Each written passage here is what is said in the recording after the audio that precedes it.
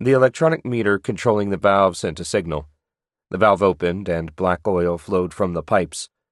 The first 400 ml of liquid rushed into the beaker. The sensors determined the amount dispensed and slowly throttled back the pressure. The sample's final 100 ml dropped into the beaker in fits and starts. As the last ml dropped into the beaker, the meter closed the valve. A single droplet of black clung to the spigot. Marie reached out and tapped the metal. The drop lost its grip and dropped into the beaker. She smiled. "Okay," Maria said. 500 ml. "Good," Jay said. He moved from the distillation towers and stood near one of the tables. Marie picked up the beaker with her safety gloves and joined him. "Now, Leaguer's geologist Sigler claimed the API was insane. We just need to confirm it, same with density and water content. Then we can get started on the fun stuff." "I know," Marie said. She stared at him with a blank expression. "I did write up the testing order." He raised his hands and smiled. "Sufferin' thuckadash, woman," he said in Sylvester the cat's voice. "I was talking more to myself." Marie blinked. Jay sighed. "Okay, I'll stop micromanaging." "That'll be the day," Kate called from the back of the lab. Marie chuckled and placed the beaker atop a black circular stand.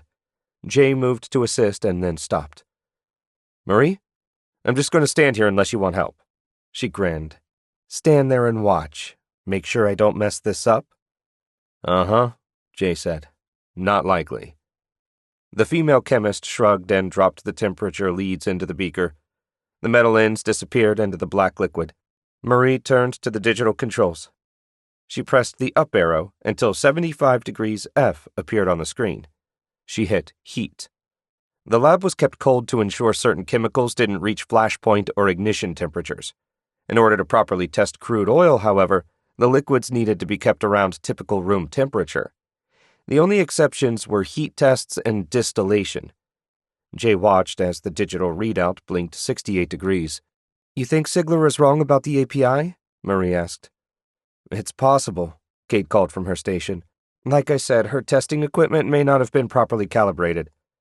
Jay sighed. Exploration rigs, notorious for slipshod analysis. "If they weren't," Kate said, "we wouldn't have jobs."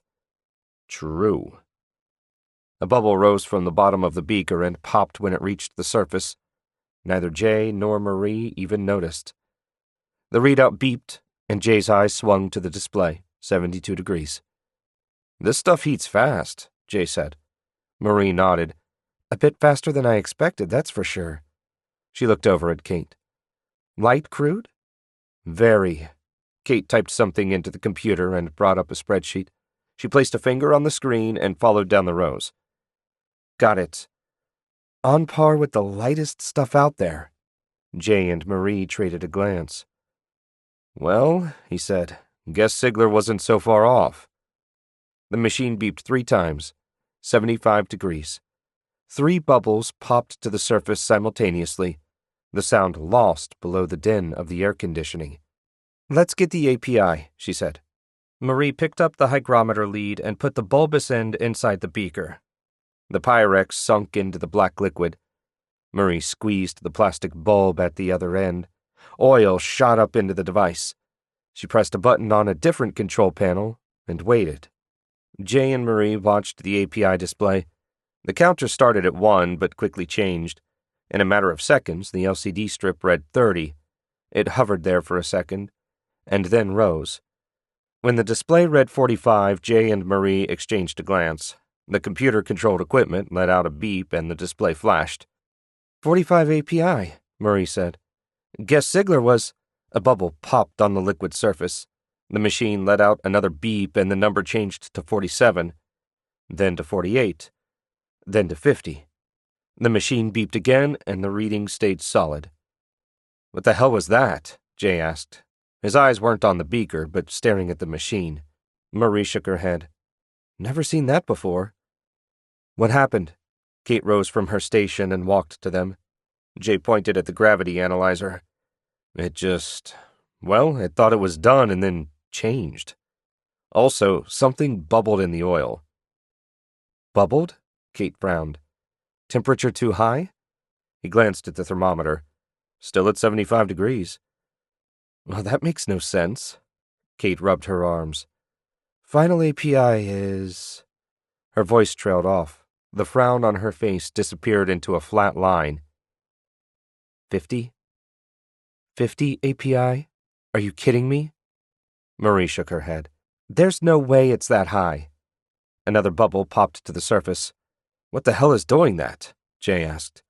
The trio stared at the liquid. The hygrometer beeped again, and the three of them flinched. Jay chuckled. Guess we're supposed to take the reading now.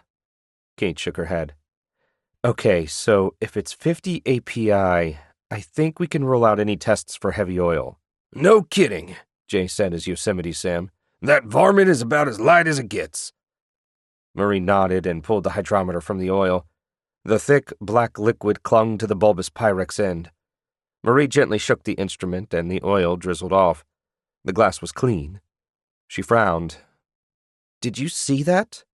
See what? Jay asked. It just seemed to slide off, Marie said. What do you mean, slide off? Kate looked closely at the hygrometer end. That's... She cleared her throat. Strange. There's always oil left behind. Not this time, Jay said.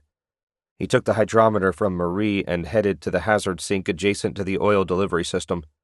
With the device unhooked from its sensors and the analyzer, it was light and easy to handle.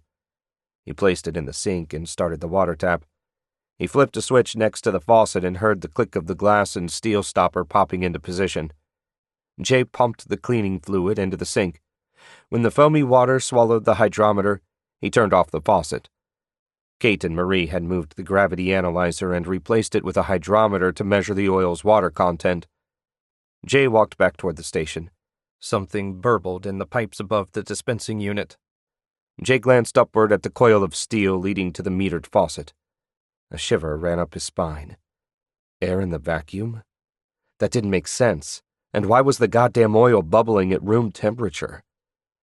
He shook his head and headed back to the other chemists. Kate tapped a few keys on the analyzer and the hydrometer shook in the beaker. Once again, clear glass disappeared as the instrument siphoned the liquid into its throat. The analyzer beeped and then hummed as it started to process the oil. Jay clapped his hands together. I think we can cross off half the tests in the assay. Kate nodded. I think you're right. All the heavy oil stuff can get dropped. Marie waved a hand over the beaker and to her nose. She sniffed carefully and frowned. This stuff doesn't have any smell. Jay raised an eyebrow. No smell? He moved closer to the beaker and did the same thing Marie had done. The skin on his forehead scrunched and he stood back to his full height.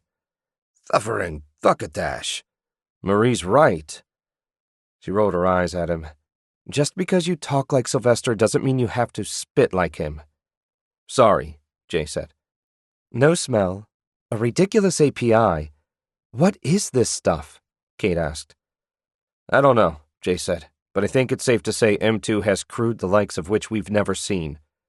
Or heard of, Marie mumbled. The analyzer beeped again. Jay looked down at its rectangular LCD display. Result, NA. What the? Jay said. Ladies? The chemists looked at him and then followed his finger down to the analyzer's message. You ever seen that? Kate bit her lip. I think no would be the answer you're looking for. Marie growled in her throat and headed toward one of the computer terminals. What's the model number? She asked as she logged in. XJ-45C, intact. Jay read from the labels on the analyzer. Marie clicked a few keys and brought up the manual for the device. She quickly scanned through the documentation and then grunted. NA, she read aloud. Not applicable, of course. Means there's either no water in the sample or a calibration error. She knocked the steel table with a knuckle. But you calibrated the machine this morning? Yes, like everything else, Marie said. The instrument has to be broken. There's no way there's no water in the oil, Jay said. That just doesn't happen. Kate clucked her tongue. There is one possibility. Maybe the oil is so light that the water molecules just don't, well, cling to it. Cling to it. You mean the hydrocarbon rings somehow push the water out? Jay shook his head. Bullshit. The chief chemist shrugged. It's all theory, of course. We'd have to run a simulation on that. Right, but before we start treating it like some new compound, Jay said, perhaps we should run through the other more pedestrian tests? Marie lifted the clipboard off the table, wrote down the results from the API and hydro tests, and then began crossing off test after test. Well, she said at last, that gets rid of a lot of time-consuming, useless analysis. So what's next? Kate asked. Sulfur. Marie reached for the beaker and stopped. Several bubbles popped on the surface of the black liquid. Jay, why is it doing that? Jay and Kate exchanged a glance. A swarm of bubbles popped. He flicked his gloved finger against the Pyrex. The bubbling stopped at once. I have absolutely no clue. After hours in the chem lab, the break room smelled like heaven. Kate took another bite from a golden brown samosa. Her plate of chicken tikka was little more than bones and smears of sauce. She hated the fact she'd eaten it so fast, but it was just too damned good. Maeve sat next to her, sniffling from the spicy curry she'd devoured. Her dexterous fingers dipped a piece of naan into the remaining curry and then disappeared into her mouth. Wow, Mom, she said. Mr. Baldry pulls out all the stops, doesn't he? Jay laughed. That's nothing. Just wait until breakfast arrives. He dabbed a napkin at the corner of his mouth and stifled a belch.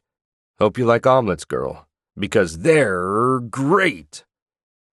That was Tony the Tiger. Marie shot Jay a withering glance. I thought you only mimicked Looney Tunes. I like all of them, Jay said. Besides, he pointed at Maeve. It made her smile. Kate grinned. All through the meal, Jay had made small talk with Maeve about games, school, music, anything to interrupt the silence between mouthfuls and chewing. As much as Jay loved kids, Kate wondered why he didn't have any. Then again, after working with him for so many years, she knew how much he hated awkward silences. She turned to Maeve. You get your homework done? Her daughter paused in mid-chomp on a papadom. Sort of, Maeve said through a crunching mouthful. Maeve, Kate said, it's nearly 10 o'clock. You should have everything done by now. Mom, the teenager said after she swallowed. I have until Monday. It's still Friday. Cut me some slack. Kate sighed. Marie was staring into the dab of saag paneer on the plate in front of her. Marie, you okay? She looked up at Kate and frowned. I'm fine, just wondering about our samples downstairs. Jay cleared his throat. The break room is for breaks, Marie. I know, she said, but, Kate finished the thought. You can't get it out of your head. Marie nodded. The report Sigler sent us from Leaguer mostly checks out. We thought her readings were off, or her equipment wasn't properly calibrated, but our tests prove her right. No, Jay said. Our tests prove hers were off, but not in the direction we thought they would be. The stuff is too sweet, too perfect. Jay tapped a knuckle on the table. Beginning to think they're messing with us. Maeve laughed. Love how you changed that sentence, Uncle Jay. Jay's cheeks flushed. I sometimes forget there's a little girl sitting with us. Little girl? I'm 13. Always going to be my little girl, Kate said and brushed a lock of Maeve's hair from her face. Maeve flinched away from her mother's touch, but grinned all the same. Messing with us, Marie said. Right. That's what it's like. Either that or the sample was contaminated with something else. With what? Jay asked. I mean, what kind of contaminants would give us these kinds of readings? The table went quiet. Kate's mind filled with molecular chemistry, hydrocarbon rings, methyl attractors, and hydrogen stabilization patterns. She shook her head and looked at Jay. I can't think of anything that explains this. Contaminants wouldn't change the bonds between the molecules. Jay nodded. Right, unless there's something we're missing. Maeve giggled. You guys are studying oil, right? Yes, Jay said. It's, unlike anything we've seen before. So why do you think it's oil? Maeve asked. Because it came from an offshore rig? Kate's jaw dropped open. Occam's razor, a voice said in her mind. That's the craziest thing I've ever heard you say, she said. Kate beamed. And I think you may be onto something. Not oil? Jay said aloud, his eyes focused on the fluorescent lights. That's crazy. We could perform a molecular study, Marie said. She tinted her fingers on the table surface.